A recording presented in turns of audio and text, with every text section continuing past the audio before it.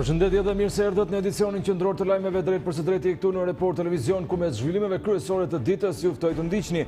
Kryeministri Rama në përgjigje të Report Televizion thotë se është i gatshëm të takohet me kryedemokratin Lulzim Basha për konsensusin për reformën zgjedhore. Para mbledhjes sot, antarët e Këshillit Politik takojnë ambasadorët e Shteteve të Bashkuara të Amerikës, Bashkimit Evropian dhe Britanisë së Madhe.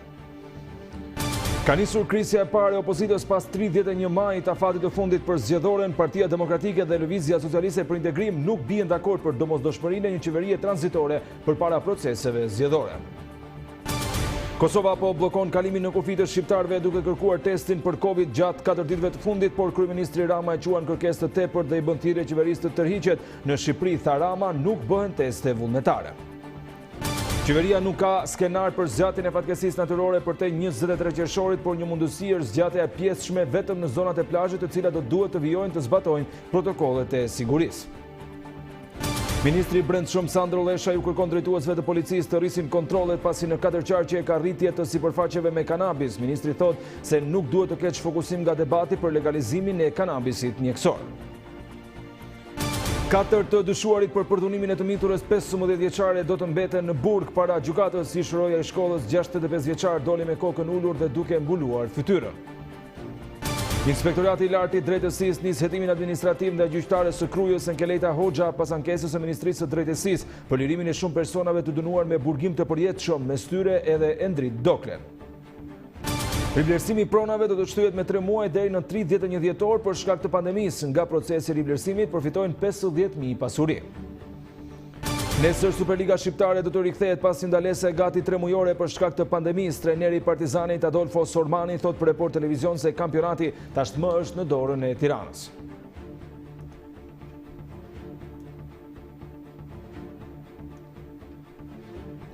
I shohim në mënyrë të zgjeruar të gjitha materialet e përgatitura nga Departamenti i Informacionit, ndërsa u kujtoj se ky edicion lajme është transmetohet live edhe në City Radio në 88 FM. Kur kanë kaluar 3 ditë nga përfundimi i Këshillit Politik dhe afatit që kishte në dispozicion në lidhje me atë se çfarë ka ndodhur, pra duket se ka edhe zhvillime të tjera. Kryetari i Partisë Socialiste dhe njëkohësisht edhe kryeministri i Shqipërisë Edi Rama, i pyetur nga Report Televizion, tha se është gati të takohet me kreun e Partisë Demokratike Lulzim Basha me qëllim gjetjen e një konsensusi për reformën zgjedhore. Kreu i qeverisë shpreh i kënaqur për shumë zhvillime, por i keqardhur që në Shqipëri duhet patjetër ndërhyrje e ambasadorëve, ndërkohë që për shumë çështje do të ishte normale që palët të ulen dhe të bisedojnë mes tyre. Nuk është e hishme për ne që për çështje të brendshme dhe që lidhen me vendosjen e rregullave të lojës, siç është reforma zgjedhore, ku palët janë 2 skuadra apo më shumë që do zhvillojnë një ndeshje, ulen dhe bien dakord të bëhet me ambasador që vinë dalin në për dyer. Tani kanë ndruar pozicionet, kështu që kur isha në opozit unë kërkoja të uleshim, tani unë jam kryeministër, kërkoj të ulemi. Por ju e dini historinë, kështu që nuk duhet të bëj më shumë komente. Që do ishte normale që të uleshim, merreshin vesh, kjo është një temë tjetër, po këto gjëra bëhen bashkë. Megjithatë, nuk jemi ende aty, kështu që nuk po vazhdoj.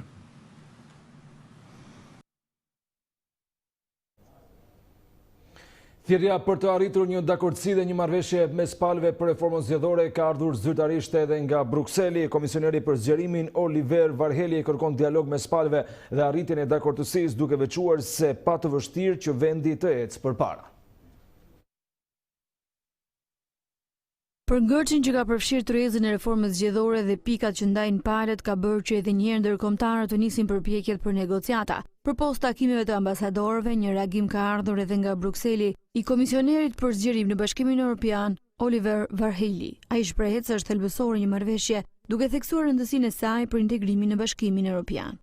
I inkurajoi të gjithë palët pjesëmarrëse brenda dhe jashtë parlamentit që të bëjnë sërish një përpjekje që të arrijmë një marrëveshje. Kjo është një reformë e rëndësishme që duhet të realizohet. Pa të është shumë e vështirë për të ecur përpara dhe do të ishte për të ardhur keq që të çojë dëm ky moment që ne kemi arritur mes Shqipërisë dhe vendeve anëtare. Kështu që i kërkoj të gjithëve të punojnë për një marrëveshje. Ne kemi nevojë për atë marrëveshje dhe shpresoj që kjo marrëveshje të realizohet në orët apo ditët në vijim. Kjo është thelbësore. Kryedemokrati Lulzim Basha, duke falendëruar komisionerin për zgjerim për rëndësinë e arritjes së një marrëveshjeje me dakordsinë e të gjitha palëve, ndërsa thotë se opozita është e gatshme për të mbyllur procesin me garancinë për zgjedhje të lira e të ndershme. Ndërkohë ambasadori Hakim së bashku me ambasadorin e Bashkimit Evropian dhe Britanisë së Madhe zbarkuan në Selin Blu e pas më shumë se disa orëve takim u dakordsua që Këshilli Politik të mblidhet sërish. Partia Demokratike dhe LSI kërkojnë shkrirjen e kolegjit zgjedhor dhe marrjen e kompetencave për gjykimin e të gjitha ankimimeve për proceset zgjedhore nga gjykata kushtetuese. Ka nisur edhe krisja e parë mes opozitës jo parlamentare pas 31 majit, kur ishte afati i fundit i vendosur nga ndërkombëtarët për reformën zgjedhore. Partia Demokratike dhe Lëvizja Socialiste për Integrim duket se nuk po bien dakord me njëra tjetrën në lidhje me domosdoshmërinë e qeverisë tranzitore para zgjedhjeve. Jemi të vendosur për këtë betejë dhe do të bëjmë gjithçka që brenda 31 majit, një afat që ne ja kemi kërkuar dhe ja kemi vendosur kësaj majorancë, reformat këtë përfunduar. 31 maj i kubash me premtimin që kryedemokrati bëri në krah të ambasadores së Shteteve të Bashkuara të Amerikës. 2 ditë më pas, opozita duket e ndarë në kushtin e propozuar në tryezën e Këshillit Politik për reformën zgjedhore, qeverinë kujdestare. Qeveria kujdestare duhet kuptojmë që nuk është një kapriç ose një tek e opozitës, është një domosdoshmëri për të adresuar problemet e rënda të zgjedhjeve. Problemet e rënda të zgjedhjeve sot kanë të bëjnë me shkrirjen bërënjësht të majorancës pushtet me shtetin dhe me abuzimin e gjithë resurseve dhe të fuqisë shtetit në funksion të arritjes së një rezultati zgjedhor, në këtë mënyrë duke ndërhyrë thellësisht në zgjedhje.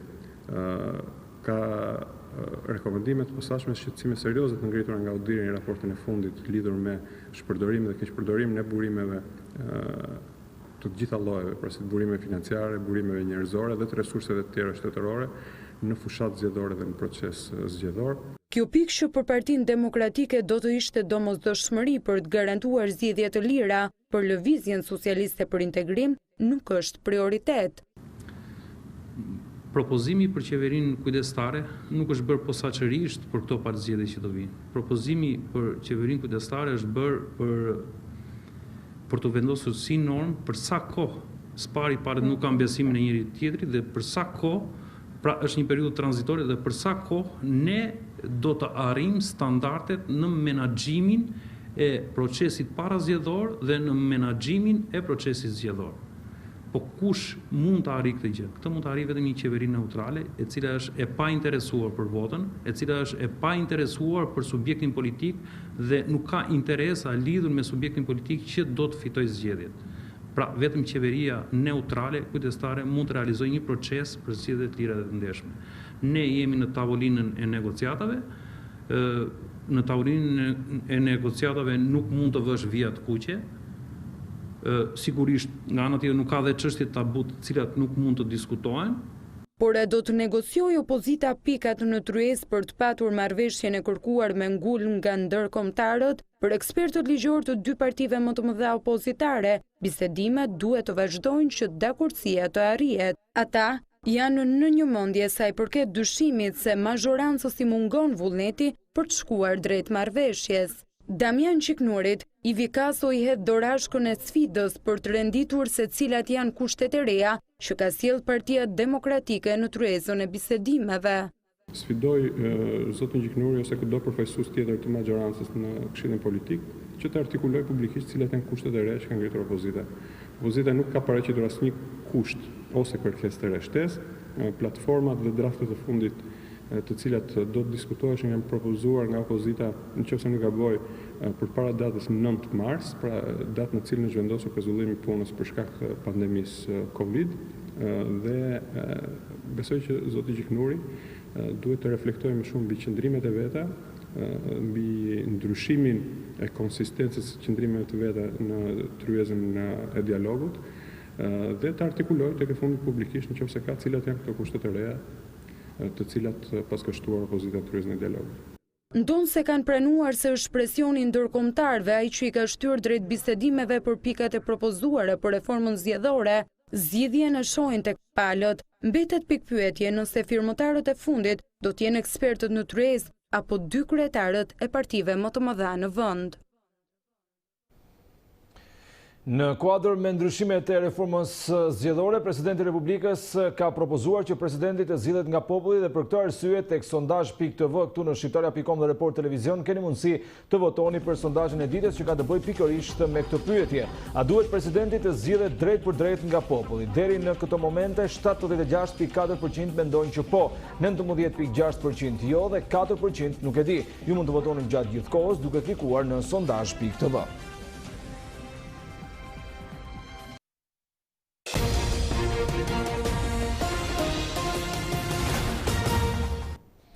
Flasim për të tjera informacione, Kryeministri i Shqipërisë Edi Rama duke folur përpara gazetarëve në lidhje me zhvillimet e fundit ku nuk mungoi edhe Covid-19 ka kërkuar pra pikërisht që të ketë një tërheqje nga ana e Kosovës e cila ka bllokuar kalimin në kufi të shqiptarëve duke testuar për Covid-19 në 4 ditët e fundit, ndërsa Rama quajti këtë një kërkesë të tepërt dhe i bëri thirrje Albin Kurtit të tërhiqen.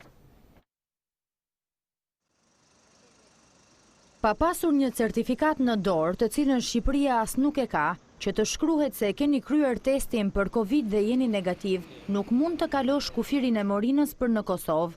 Një kërkesë e konsideruar absurde nga kryeministri Edi Rama, që qeveria e Kosovës duhet ta tërheqë. Në vendin ton, testet bëhen ende vetëm në sajt e hetimit epidemiologjik dhe jo vullnetarisht, theksoi kreu i qeverisë. Ne nuk kemi në Shqipëri një shërbim tamponimi privat. Mendoj që autoritetet e Kosovës i kanë gjitha mundësit që ta lehtësojnë këtë proces për qytetarët shqiptarë që shkojnë në Kosovë, siç është pas një kusht dhe pas një kërkesë të tepërt përveç ardhjes me targa të rregullta, hyrja në Shqipëri nga qytetarët shqiptarë të Kosovës. Kryeministri në detyrë Albin Kurti te 5 pyetjet nga Baba Ramo të hënën, zbuloi se nga vendimi i qeverisë së tij u hoq dorë vetëm nga karantina, që rrjedhimisht do të thotë se pa kryer testin që të tregojë rezultatin negativ jo më vonë se 4 ditët e fundit, nuk mund të shkosh në Kosovë. Por ne kemi mbyllur karantinën në fundjavën që vjen pas, pra ne kemi karantinë. Ajo çfarë bëjmë ne është që qytetarëve të cilët vinë në Republikën e Kosovës, u themi që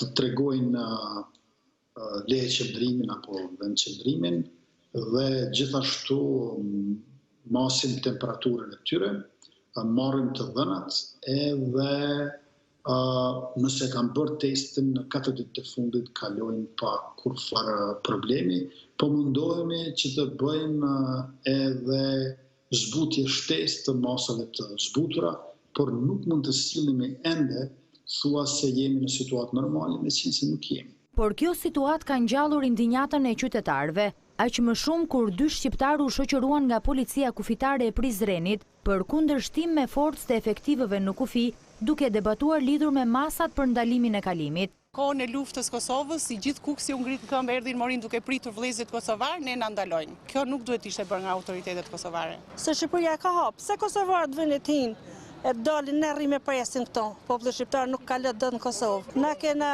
dy vdekje, ka vdek djali i Axhës dhe vajza e Axhës brenda 2 ditëve. Punojnë në Kosovë, në Prishtinë, me firmë ndërtimi, rrugësh, na kthyen. Test Covidi edhe keni ba testin, kash. Qa të bënë? Do këthejmë pra, ne më ke gregu në lehën, po së lehën, në vëgëret e ti. Nuk ka normale kjo, se hapi Shqipnia, Kosova, jo shankë, nuk ka normale kjo. A thotë se është kjo dogan akoma Miloševićit, unë di që janë hap doganët. E vetmja tërheqja e qeverisë së Kosovës ishte nga një tjetër vendim i çuditshëm, ajo e taksës 22 euro për dezinfektimin e kamionëve. Ndërsa situata politike në vend vijon të jetë tensionuar dhe me zhvillime sa i takon reformës zgjedhore, e cila kaloi 3 ditë nga fati vendosur nga ana e ndërkombëtarëve për t'i ulur palët në një marrëveshje e cila do të përkthehej më pas për kodin të ri zgjedhor. Ndërkaq Këshilli Politik i kryesuar nga Rudin Hajdari, Damian Gjiknuri, Petrit Vasili dhe Oert Bylykbashi do të ka një takim i cili ka nisur në orën 17 në rezidencën amerikane. Detajet e përcjell në një komunikim të drejt për drejt kolegja Klesiana Omeri. Klesiana, sa pritet të zgjasë ky takim dhe çfarë është kjo lëvizje e papritur e ndërkombëtarëve për të mos shkuar tani më ata tek Këshilli Politik, por për ta marrë Këshillin Politik me veten në një farë mënyre? Po, si ka pasur zhvillime të papritura sa i përket punës për ecurinë e reformës zgjedhore, por edhe punës së përfaqësuesve politik, duke qenë se ishte parashikuar, të paktën e kërkuar një mbledhje për në orën 17:00, por tashmë të 4 antarët e përfaqësuesit politik të tryezës së Këshillit ndodhen në rezidencën e ambasadores së SBA Yuri Kim. Në fakt, ky është takimi i dytë brenda ditës së sotme, ka pasur një takim rreth orës 14, më pas pati një ndërprerje dhe më pas për të rikthyer sërish në orën 17:00 dhe që prej asaj kohë vazhdojnë të qëndrojnë pikërisht në rezidencën e ambasadores së SBA Yuri Kim. Në fakt, fokusi kemi mësuar që është pikërisht reforma zgjedhore dhe realizimi i saj nuk e dim ende, nuk e kemi të konfirmuar nëse do të kemi nëse do të kemi një takim të Këshillit Politik pikërisht në Pallatin e Kongreseve së bashku dhe me ekspertët e tjerë, pasi takimi me ambasadorin Yuri Kim ka zgjatur më shumë se ç'ishte parashikuar. Ende nuk e kemi një konfirmim të tillë, por ajo çfarë mund të themi me siguri është se palët po punojnë për një dakordsi për të pasur një marrëveshje. Kjo në fakt edhe pas dështimit të përfaqësuesit të SBA-s, i cili në një takim prej 3 orësh në Pallatin e Kongreseve nuk arriti të binte palët në mënyrë që të kishte një draft brenda fatit të vendosur. Dhe me sa duket ambasadori e SBA ka vendosur për të ndërhyrë vetë ajo personalisht, duke i thirrur pikërisht në rezidencën amerikane, aty ku ndodhemi edhe ne momentalisht, ndoshta për të shfaqur një platformë palëve, këtë ende nuk e kemi të konfirmuar, do duhet që të presim ende besi edhe të përfundojmë mbledhja për të marrë vesh detajet. Gjithsesi, ajo çfarë mund të themi është se palët kanë filluar negociatat intensive për ta pasur atë produkt final. Po besi. Klesiana, shkurtimisht janë vetëm 4 krerët kryesorë të tryezës së Këshillit Politik apo janë edhe ekspertët përkatës të partive politike? Pra janë vetëm zonja Hajdari, Vasili, Gjiknuri dhe Bylykbashi në këtë takim me amerikanët?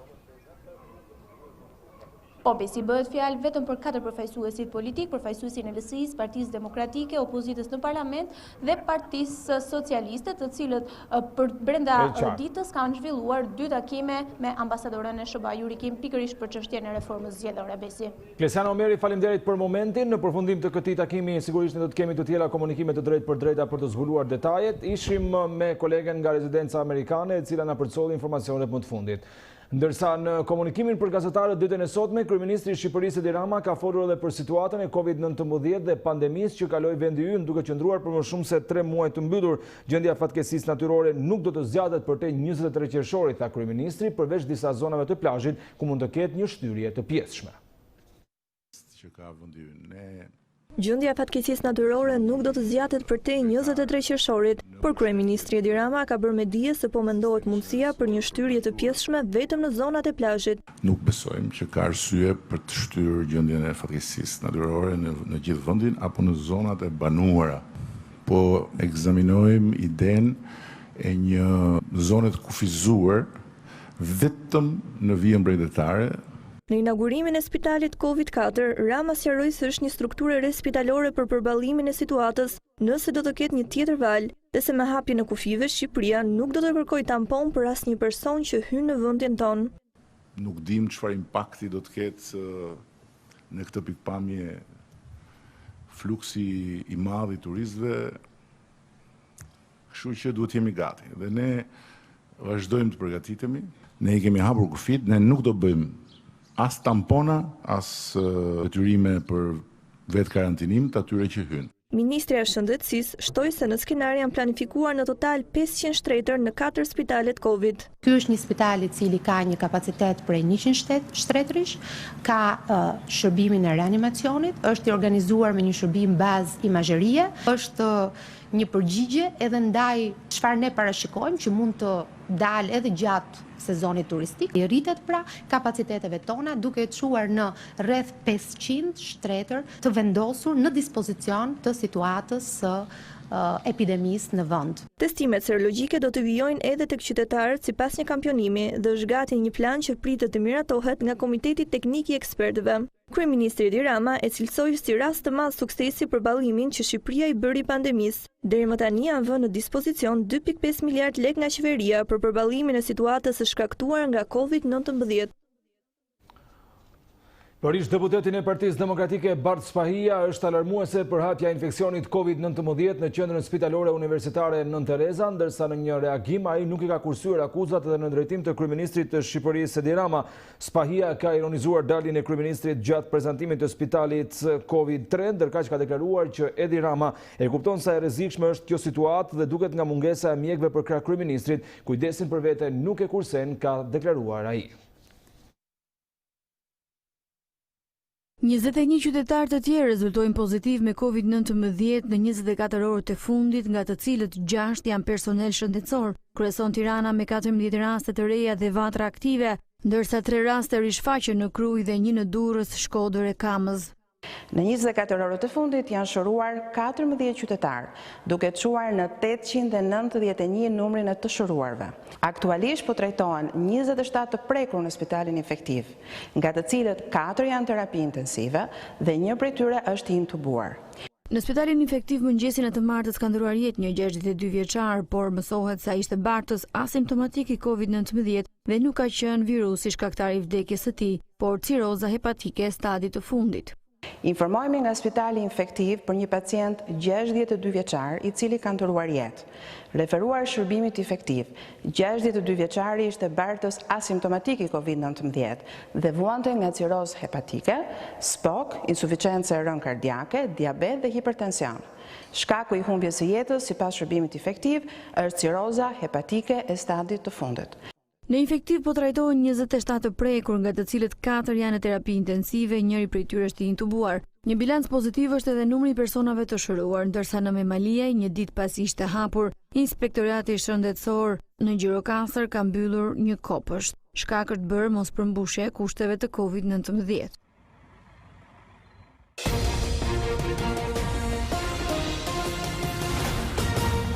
Do të ndryshojmë temë të informacioneve tona dhe flasim për të tjera zhvillime. Ministri i Brendshëm Sandro Lesha ju ka kërkuar efektiveve të policisë që të bëjnë kujdes me sipërfaqet e kultivuara me lëndë narkotike, sepse është rritur kultivimi i kanabisit në 4 qargje të vendit, ndërsa në këtë thirrje ai ka kërkuar që policët të mos çorientohen nga ideja për të legalizuar kanabisin mjekësor. Periudha maj-qershor që njihet edhe si harku kohor kur kultivimi i kanabisit lulëzon, ka bërë bashkë në një mbledhje online ministrin e Brendshëm Sandro Leshaj, drejtorin e policisë së shtetit Ardi Veliu, si dhe drejtorët e qarqeve e prefektët. Ministri tha se situata është nën kontroll, por mbeten problematik 4 qarqe. Zona me risk konsiderohen ende disa qarqe të vendit, si qarku i Gjirokastrës, i Shkodrës, i Durrësit, i Vlorës, ku kërkohet përqendrim vëmendje. Pra tentativa për kultivim ka në shumë qarqe të vendit. Leshaj tha se në luftën kundër kanabisit do të ketë angazhim të flotës e helikopterëve shqiptar për të monitoruar nga ajri territorin, por ai nuk sqaroi se ku do të merren këto helikopter, pasi policia e shtetit ka në dispozicion vetëm 2 të tillë. E vetmja mundësi është nëse vjen në dispozicion edhe helikopterët e ushtrisë. Në funksion të monitorimit ajror duhet që me intensitet të lartë tashmë të përdoret flota jona ajrore që kemi në dispozicion, flota helikopterëve, e cila duhet që në kuadër programesh të qarta, të bazuar mbi informacione paraprake. Nga ana tjetër, ajo ndal tek implikimi i drejtuesve të lartë të policisë në këtë veprimtari të palishme. Lesha e kërkoi hetim për policët që joshen nga trafikantët. Bimët që gjenden në territorin e kujdo, rast të kultivimit që gjenden në territorin e kujdo, do të jenë si vija e secilit për jush. Ministri paralajmëroi drejtuesit e policisë që të bëjnë detyrën dhe të mos shfokusohen nga debati për legalizimin e kanabisit mjekësor. Legalizimi i kanabisit për qëllime mjekësore dhe kultivimi apo trafikimi ilegal i tij janë 2 çështje të cilat nuk lidhen asgjë me njëra tjetrën. Madje sa më tepër mund të vazhdojë diskutimi për një legalizim të kufizuar për përdorim mjekësor të kanabisit, aq më i madh bëhet angazhimi për ta luftuar thellë. Paralajmërimi i ministrit të Brendshëm vjen vetëm pak ditë pasi drejtori i përgjithshëm i Policisë së Shtetit, Ardi Veliu, tha se kultivimi i kanabisit është shtuar ndjeshëm, por për kreun e policisë prokuroria ka pushuar plot 15.000 çështje të referuara për hetim nga policia lidhur me kultivimin e kanabisit. Deputeti i opozitës parlamentare Alban Zeneli ka kërkuar që drejtori i përgjithshëm i Policisë së Shtetit Ardi Veliu të dorëhiqet nga detyra pas gafës me publikimin e një videoje të nënës së 15 vjeçarit që është dhunuar nga policia. Kryeministri Rama, i pyetur nga gazetarët, pranoi që Veliu ka gabuar, por sipas tij ka kërkuar ndjes publikisht. Duke parë heshtjen totale të ministrit të Brendshëm, por edhe të kryeministrit për këtë akt, që tregon edhe pajtimin e këtij skandali të tyre me drejtorin e përgjithshëm të Policisë së Shtetit, unë sot jam këtu përpara jush për t'i kërkuar dorëheqjen nga posti drejtorit të përgjithshëm të Policisë së Shtetit. Sigurisht që drejtori i përgjithshëm të Policisë, për cilin kam konsideratën më të lartë për integritetin, për profesionalizmin dhe për rezultatet e arritura, ka gabuar. E them pas një rezervë, ka gabuar. Por jam më i prirur t'i besoj ndjesës ti publike dhe sqarimit që ai dha, sesa të gjithë moralistëve të mexhelisit të këtij vendi. Reagimi i drejtorit të Policisë së Shtetit, ku mundohej me anë të një video të përligjte dhunën policore ndaj një djali 15 vjeçar, minimalisht e thellonte skandalin. Nuk ishte një përpjekje për të justifikuar dhunën, sepse punojësi i policisë për cilin flitej, është pezulluar me njëherë, jo atë ditë ose mbas asaj dite, po më parë, dhe është çuar në hetim penal, ishte një përpjekje e keq shpjeguar për të thënë që dakord të gjitha, por dhe familja ka përgjegjësinë dhe ka rolin e vet në mirë edukimin dhe mirë rritjen e brezit të ri. 2 javë pas shëmbjes së godinës së teatrit kombëtar dhe atij eksperimental, Partia Demokratike ka dorëzuar në strukturën e posaçme antikorrupsion një tjetër padi për ish-deputeten e Partisë Demokratike Albana Vokshi, nëse kjo strukturë do të ishte e pavarur, sot kryeministri Edi Rama dhe kryebashkiaku Erion Veliaj duhet të ishin pas hekurave. Partia Demokratike beson që dikush duhet shkojë mbas hekurave të burgut për krimin e kryer.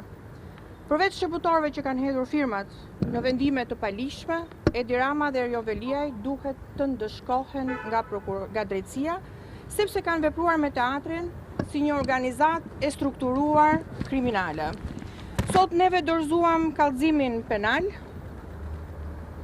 një kallëzim penal për një sër veprash penale të kryera, si dhe kemi kërkuar urdhërimin e vendosjes së sekuestros preventive për truallin e transferuar në favor të Bashkisë Tiranë me anë të VKM-s numër 377, datë 8/5/2020, për kalimin në pronësi të Bashkisë Tiranë të pasurisë numër 1/141 me emërtimin Teatri Kombëtar në zonën kadastrale 8150. Kemi kallëzuar shtetasit Edi Rama, Erion Veliaj, Arbian Mazniku dhe çdo drejtor që ka firmosur dhe ka propozuar shëmbjen e një nga objekteve më të rëndësishme të trashëgimisë kulturore pra të teatrit kombëtar. Një vendimarrje e tillë pra nuk është në asnjë prej kompetencave të listuara në ligjin për pushtetin vendor. Nëse SPAK-u ka vullnetin për të zbatuar ligjin, faktet janë të plota për të ndëshkuar këtë korrupsion kriminal të Edi Ramës dhe Erion Veliaj me teatrin kombëtar. Ligji për prokurimin publik e detyron qeverinë shqiptare të kryej konkurs kombëtar për projektin e teatrit të ri. Por kryeministri ka shkelur ligjin duke eliminuar garën dhe duke diktuar vetë projektin dhe koston e tij prej 30 milion eurosh. SPAK e ka për detyrë të ndalë jo vetëm grabitjen e truallit të teatris, të tokës publike, por dhe të 30 milion eurove që do të merren borxh për të mbuluar pastrimin e parave të pista me projektin kriminal të Edi Ramës për teatrin dhe kullat që do ta rrethojnë atë.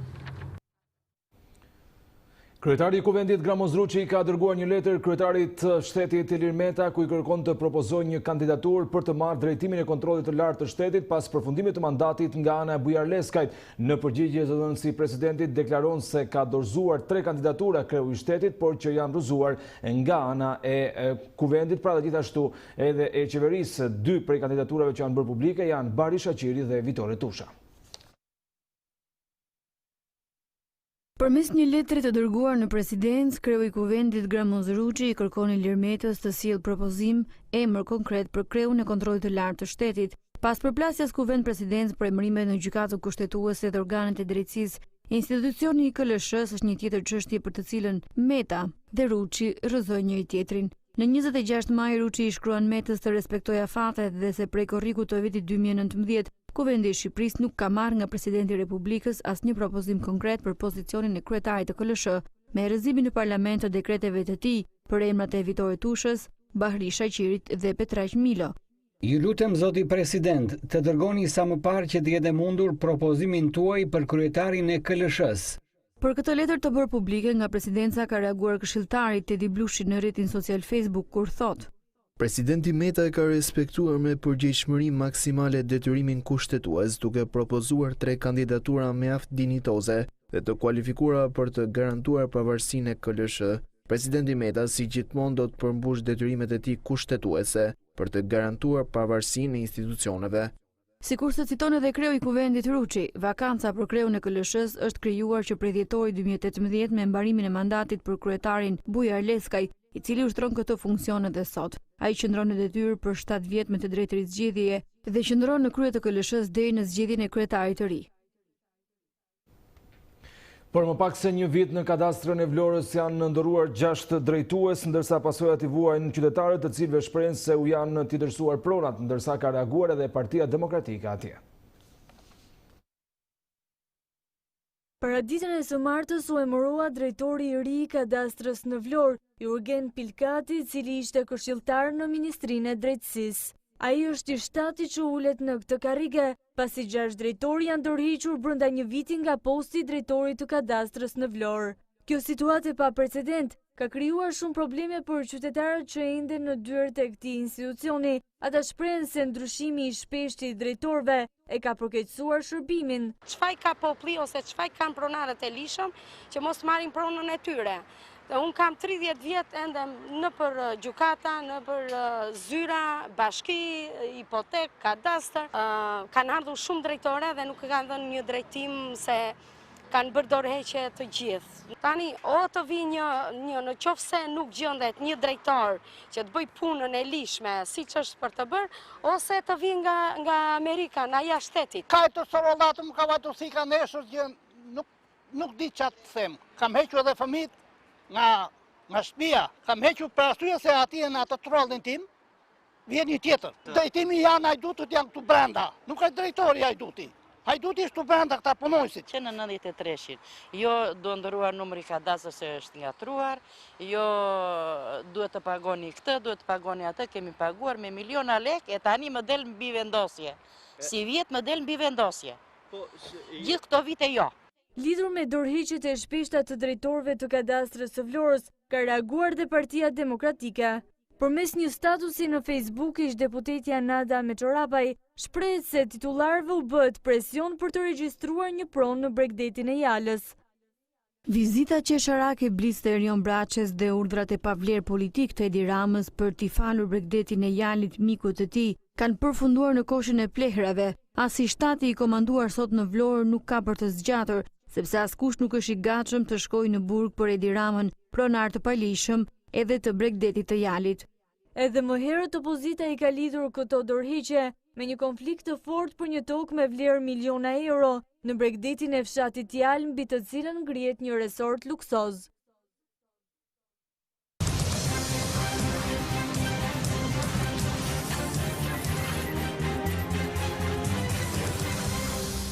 Do të ndryshojmë temë të informacioneve tona, 4 personat e dyshuar si përdënues të një të miture 15 vjeçare do të mbeten në burg duke rrezikuar deri në 20 vite dënim, ndërsa para gjykatës ish roja i shkollës dhe një 20 vjeçar që akuzohet se kanë abuzuar pas shantazheve me video intime dolën me kokën ulur duke mbuluar fytyrën.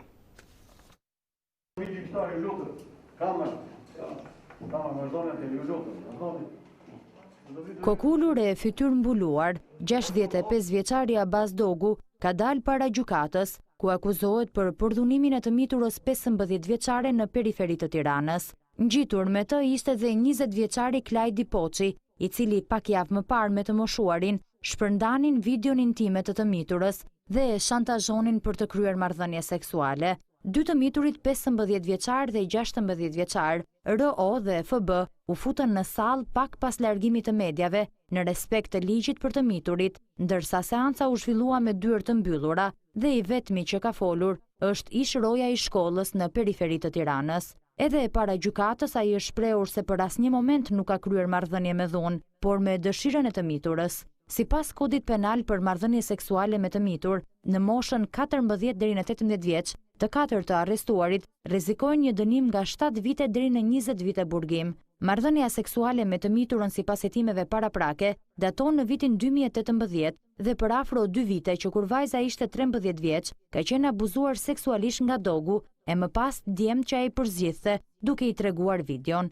Ndërkohë ambienti ku kryej marrëdhënia me të miturën rezulton një banesë pranë shkollës, ndërsa 3 djemt të arrestuar janë fëmijë të miturës. Dogu është larguar si roje i shkollës në vitin 2019 për shkak të sjelljeve të tij të këqija me prindrit e nxënësve dhe fëmijët e shkollës, por pa çka kësaj situate, askush nuk e kishte kuptuar ngacmimin seksual që ai fshinte ndaj të miturës, edhe pse në komunitet dhe në lagje ishte kthyer si një histori joshse për djemt që ai u tregonte videon e më pas shantazhonin vajzën të kryente marrëdhënie me ta. Nëna e vajzës vendosi të kryente denoncimin pasi nga një histori e mbyllur abuzimi ishte hedhur në rrjetet sociale me video dhe në muret e lagjes dhe qepenat e dyqaneve kishte nisur të shkruheshin fjalë ofenduese dhe epitete për të miturën. Policia e Kamzës pasi identifikoi abuzuesit i arrestoi ata, ndërsa krimi kompjuterik hoqi nga rrjeti videon e vajzës së abuzuar seksualisht. Vendin e Abaz Dogut si roje i shkollës e mori djali i tij, por edhe ai tashmë është hequr nga kjo detyrë, paçka se është distancuar dhe ka dënuar sjelljen e babait të tij, që nga sot do të kalojë vite të gjata në burg. Vet vajza nga dëshmia që Report Televizion mëson se e ka dhënë në prokurori, ka pohuar se 65 vjeçari ka abuzuar jo vetëm ndaj saj, por edhe me 2 bashkëmoshatare të së miturës. Sociologu Gëzim Tushi ka quajtur pedofilët gjahtarët e seksit minor që sipas tij duhet të përfundojnë në psikiatri.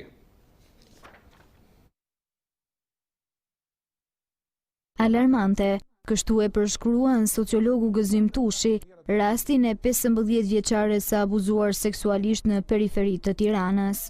Rasti i vajzës 15 vjeçare ishte vërtet alarmant, ishte një formë shumë e shëmtuar. Unë nga njerë them që ne më duket erdhëm nga bota e kafshëve, po më duket se po hym në një shoqëri të shtazve, ku nuk dallojmë më se kush është vajza, se kush është e mitura, kush është i mituri e tjerë e tjerë. Shoqëria shqiptare është një lloj kaosi moral. Shumë lloj tabush dhe vlerash morale të shoqërisë kanë rënë sipas sociologut Tushi.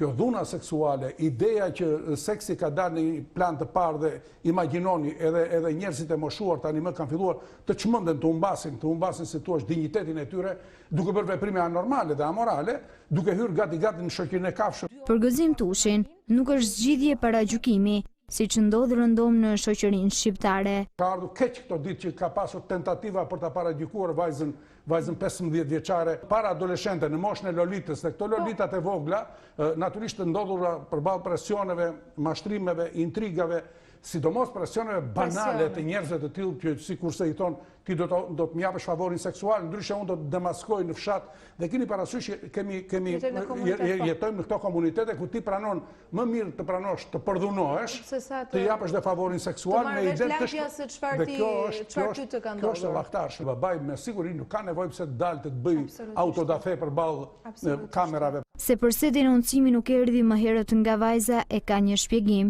Mjafton të kuptosh se bëhet fjalë për një 14 vjeçare që jeton në një ambient që nuk e kupton askush. Është e papranueshme, është e patolerueshme që ajo shkollë nuk kupton një vajzë si vjen në shkollë e utuar. Si nuk e kuptojnë që kjo vajza është e utuar, është e traumatizuar, ka filluar të vetë izolohet, nuk vjen në shkollë, qan, nuk ka oreks etj.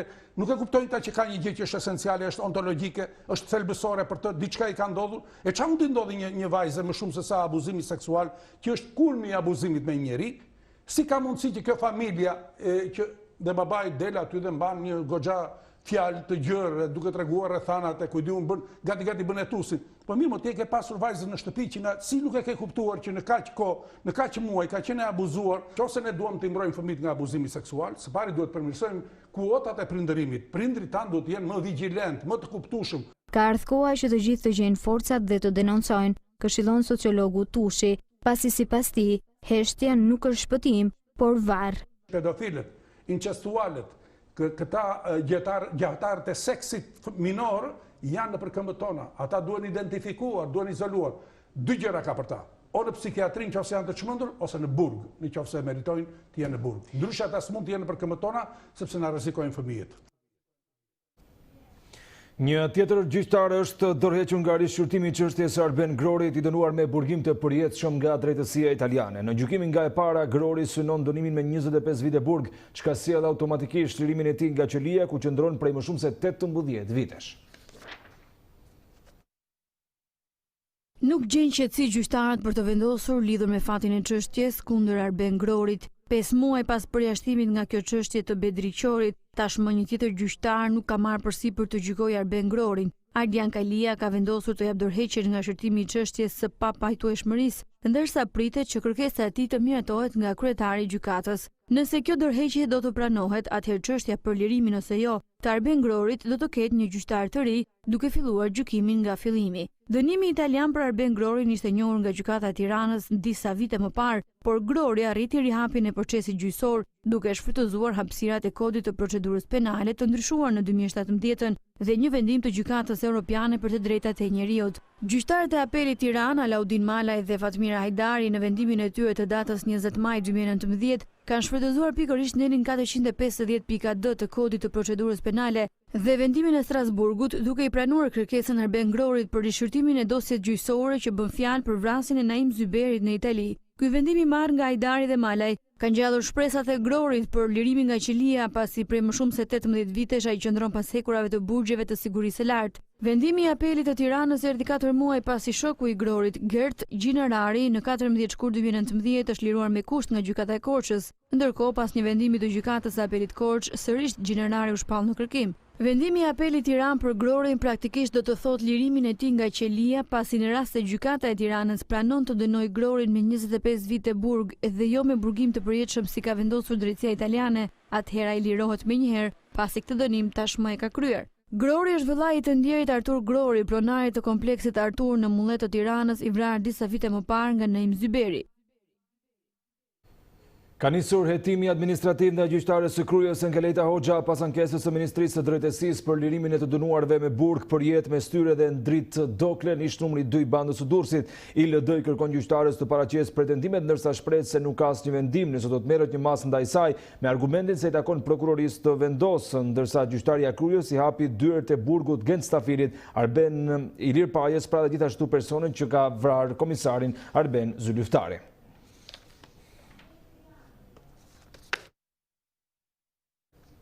Një 20-vjeçar sirian është gjetur i pajet mëngjesin e sotëm në Durrës. Policia bëri të ditur se 20-vjeçari ka rënë nga kati i tretë i ish Hotel Volgës në trotuar, ku ka gjetur vdekjen e menjëhershme. Hoteli në fjalë është jashtë funksionit, çka shton dyshimet se sirianin kishte hyrë aty për të strehuar. Gjatë muajve të izolimit për shkak të pandemisë u shtua numri i refugjatëve nga vendet e lindjes së mesme, të cilët kanë hyrë në vendin tonë dhe janë parë shpesh rrugëve të Tiranës dhe Durrësit.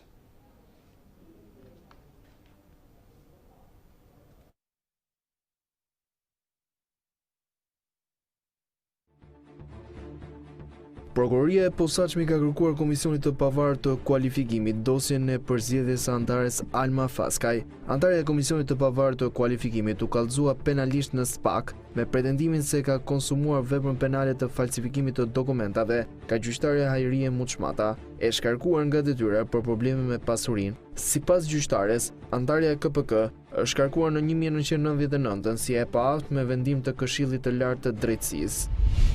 Komisioni i jashtëm i vlerësimit ka konfirmuar në detyrë 3 drejtues të lartë të policisë së shtetit. Fillimisht, i pastër në 3 shtyllat e vlerësimit rezultoi Lutfi Minxhozi, drejtori i drejtorisë së krimit ekonomik dhe financiar në policinë e shtetit. Më pas radhën për të konfirmuar në detyrë, e kishin Arben Caka, kreu i SHQB Tiranë, si dhe Arben Saliu, drejtori i standardeve në policinë e shtetit. Të 3 këta funksionar rezultuan të pastër në 3 kriteret e vlerësimit, ato të pasurisë, pastërtisë së figurës dhe aftësive profesionale. Një aksident me pasojë vdekjen e një 67 vjeçareje është regjistruar këtë të martë. Ngjarja ka ndodhur rreth orës së 10:00 në Allias, ku 67 vjeçaria është përplasur nga një makinë. Fillimisht ajo është dërguar në spital në gjendje të qëndrueshme, por më pas ka humbur jetën. Pas aksidentit, policia ka nisur hetimet për të përcaktuar shkakun e vdekjes, pasi nga kqyra paraprake nuk ka shenja dëmtimi në trup, ndërsa është shoqëruar shoferja e automjetit. Bashkia e Tiranës ka njoftuar datat se kur do të bëhet regjistrimi në kopshtet dhe çerdhet e kryeqytetit. Duke filluar nga data 22 qershore deri në datën 26 qershor 2020, në çdo çerdhe publike të Bashkisë së Tiranës do të kryhet procedura aplikimit për regjistrimin e fëmijëve. Dokumentacioni i nevojshëm për regjistrimin e fëmijëve janë certifikat personale dhe familjare e fëmijës, vërtetim me pak mujore të pasqyruar të kujdestarit ligjor, vërtetim për kontributet e sigurimeve shoqërore e shëndetësore për individin nga portali zyrtar i Albania. Një person është arrestuar, një është shpallur në kërkim dhe një tjetër po ndiqet në gjendje të lirë në kuadër të një operacioni të policisë së Tiranës, që goditi falsifikimin e dokumentave dhe kontrabandën me mallra për të cilët paguhet akcizë. Nga operacioni policor u sekuestruar nargjile, ambalazhe e produkte me logo të pa autorizuar, 64 komplete për të konsumuar nargjile, disa dokumente dhe një automjet. Sipas policisë, këto produkte dyshohet se janë futur në Shqipëri nga pika të ndryshme kufitare, duke shmangur tërësisht detyrimin doganor. Në ditën e biçikletave, kryebashkiaku Erion Velia ju bashkoa vogëlushve që po mësojnë rregullat e qarkullimit në hapësirën e posaçme të krijuar në bulevardin të Shmorët e Kombit. Velia i tha se shumë shpejt do të hapet dhe Akademia e Biçikletës, e cila synon edukimin dhe nxitjen e fëmijëve të mësojnë rregullat e trafikut rrugor.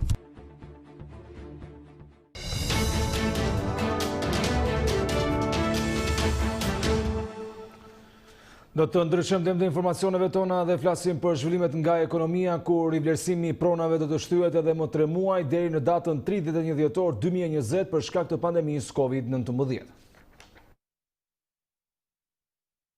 Rivlerësimi i pronave do të shtyhet me 3 muaj. Shkak për këtë shtyrje është bërë pandemia COVID-19, pasi gjatë më shumë se 2 muaj karantinë, procesi i rivlerësimit thuajse nuk ka funksionuar, për shkak se shumë aktivitete dhe qarkullimi u mbyll, po ashtu edhe sportelet e administratës. Burime nga Agjencia e Kadastrës thonë se drafti që do të miratohet në qeveri synon shtyrjen e rivlerësimit deri më 31 dhjetor 2020. Personat e interesuar për të bërë rivlerësimin e pronës së tyre do të paguajnë si tatim 3% të diferencës mes çmimit në të cilin është blerë një apartament apo një pronë tjetër e paluajtshme dhe atimet të cilët do ta shesin atë nga 15% që është normalisht, ndërsa për personat juridik tatimi është në masën e 5%. Rivlerësimi është një proces që përafron vlerën e pasurisë me çmimin aktual të tregut, duke ju krijuar mundësinë që tatimi që i paguhet shtetit në një rast shitjeje të jetë shumë më i vogël. Konkretisht, nëse një person ka blerë një pronë 100.000 euro dhe sot e shet 120.000 euro,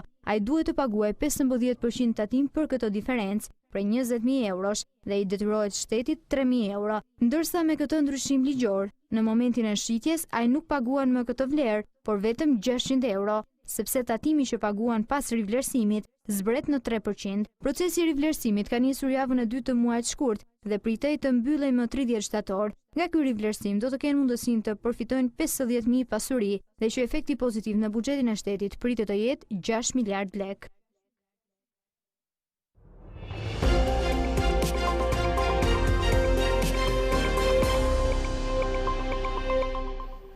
Do të flasim për informacionet nga sporti, ku nesër Superliga shqiptare do të rikthehet pas ndalese gati 3 mujore për shkak të pandemisë. Pak orë para startimit të kampionatit, trajneri i Partizanit, Adolfo Sormani, thotë se kampionati tashmë është vetëm në dorën e Tiranës, ndërsa skuadra e tij do të fokusohet te kualifikimi i kupave të Evropës.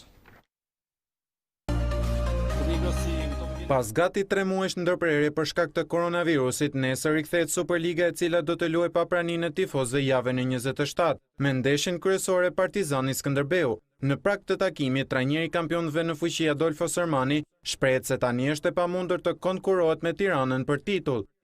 Ma l'obiettivo della squadra è quella di raggiungere l'Europa, questo è poco. Unë kam të vështirë të parashikoj dhe të flas tani për objektivat. Mund të them se synojmë që të arrijmë Europën. Kjo është më e pakta që duhet të bëjmë. Për sa i përket titullit, mendojnë se skuadrat e tjera mund ta fitojnë, vetëm nëse i bie të fikët Tiranës.